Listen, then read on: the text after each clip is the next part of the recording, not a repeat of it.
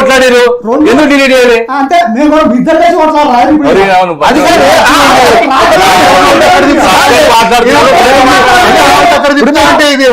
కొట్లాడిర్రు మీరు కొట్లాడారు 2022లో హైకోర్టు అది ప్రభుత్వ భూమిని తీర్పిచ్చింది. అరే 17 అదే సెకండ్ టైం అన్న 22లో తీర్పిచ్చింది ఆడియో ఇచ్చింది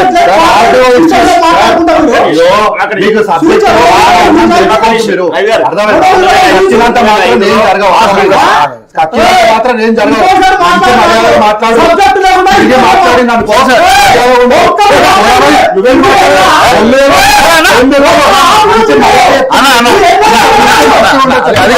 అర్థమైందా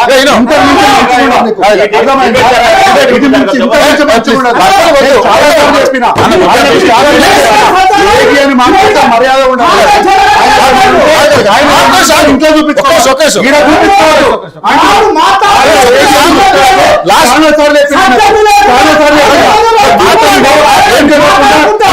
చూసి వచ్చి మాట్లాడటం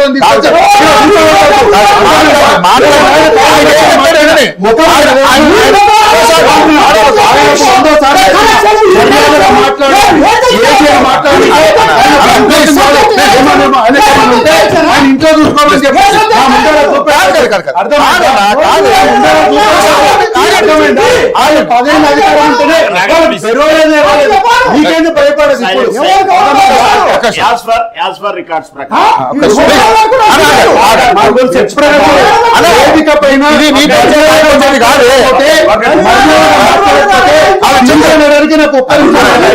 అధ్యక్ష 2005లో ఆర్డీఓ ఇచ్చినటువంటి ప్రభుత్వ భూమిగా ప్రకటించారు. 2005లో జరిగింది.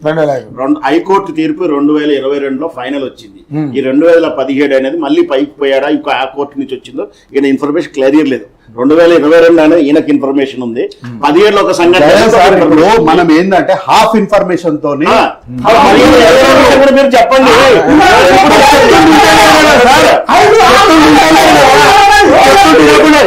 అంటే ఏం బంటవుతాం అనుకుంటారా?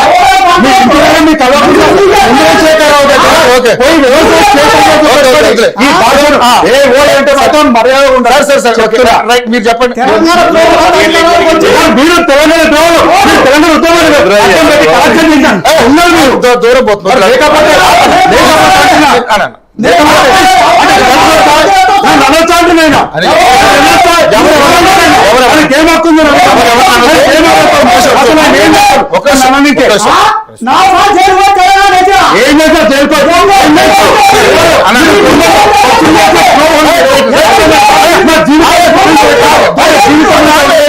రాజకీయ కోసం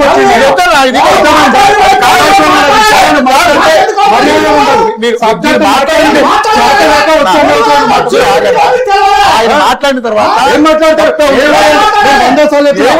ఏ వయసులో నా ముందర అంటే పడనికే ఎవరంటే పడరా ఎవరంటే పడరు అదే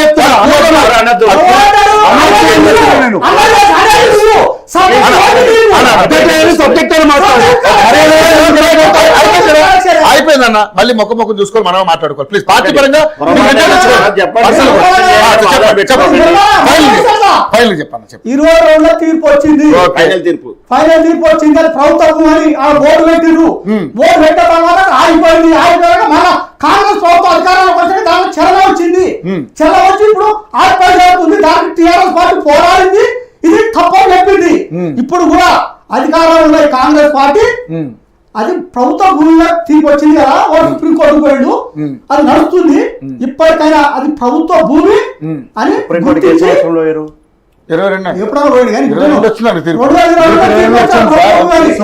ఎప్పుడు పోయారు? మిమ్మల్ని అడుగుతున్నా. ఇప్పుడు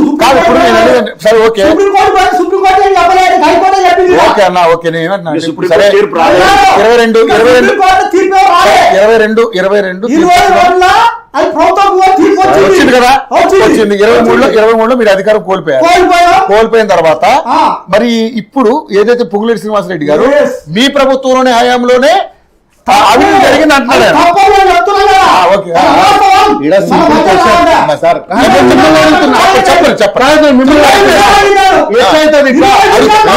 సుప్రీంకోర్టు కౌంటర్ దాఖలు చేయలేదు. ఇప్పుడు కూడా సుప్రీంకోర్టు పోయి హైకోర్టు ప్రభుత్వం కూడా ఇచ్చింది. ఇచ్చినాక ఇప్పుడు కాంగ్రెస్ ప్రభుత్వం అధికారంలోకి వచ్చినాక మేము కౌంటర్ దాఖలు చేసాం దానిపైన. ఇప్పుడు మీరు కౌంటర్ దాఖలు చేయలేదని పొంగులేటి మాట్లాడుతున్నారు. రవి గారు 2022లో అది ప్రభుత్వం పోయి హైకోర్టు తీర్పు చెప్పింది. వాడు సుప్రీంకోర్టు పోయిండు. నీకు ప్రభుత్వం చెప్పినాక నీ ఏ బాధ్యత దాఖలు వచ్చినా నువ్వు దాఖలు చేస్తావు. అది వేరుకుంటారా? మీ హయాంలో మరకపడ్డది, మీరు ఎందుకు చేయలేదు? అప్పుడు మీరు చేసిన అంటే ప్రభుత్వ భూమిని కాపాడాలని హైకోర్టు తీర్పు చెప్పించింది లేదా? రైట్.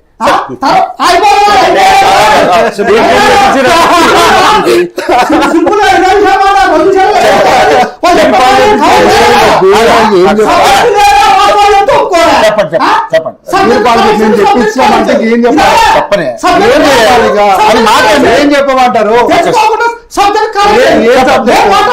తీర్పాలు తెప్పించిరా? ఇదే సార్ మీరు మర్యాద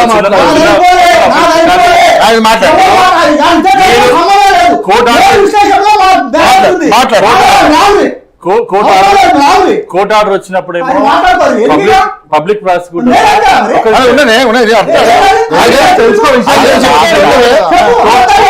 కోర్టు ఆర్డర్ వచ్చినప్పుడేమో మేము తెప్పించినాం అంటున్నారు. ఓకే, మేము ఒప్పుకుంటాం. మా తెలివి లేకుండా మీరు చెప్పిన మాటలు నమ్ముతాం. ఓకే, కోర్టు ఆర్డర్ వచ్చినప్పుడు మీరు తెప్పించిన అంటారు. మరి రిజిస్ట్రేషన్ ఎట్లా అయింది? సబ్ రిజిస్టర్ 150 ఎకరాలు రిజిస్ట్రేషన్ అయింది. ఎట్లా అయింది? గవర్నమెంట్ ఎట్లా అవుతుంది? అరే మొటేషన్ ఎట్లా అవుతుంది అంటే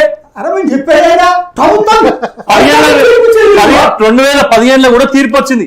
ఏమని? అది గవర్నమెంట్ భూమి.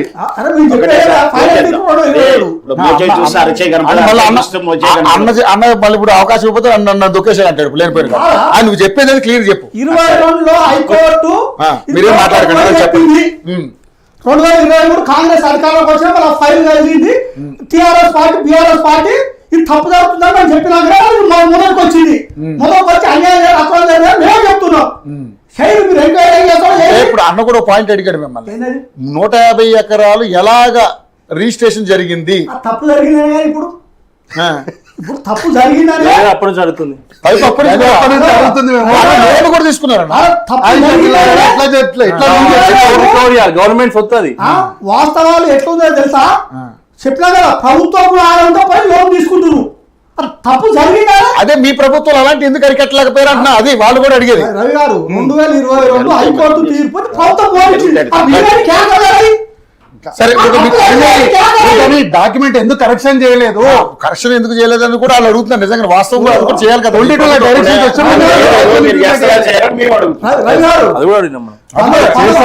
మీరు మమ్మల్ని వాళ్ళు తప్పుగా చేయలేదని చేస్తారా? చేస్తాం. 1956లో ఆంధ్రప్రదేశ్ ఏర్పడింది. ఆ రోజు ఉద్యమం స్టార్ట్ అయింది.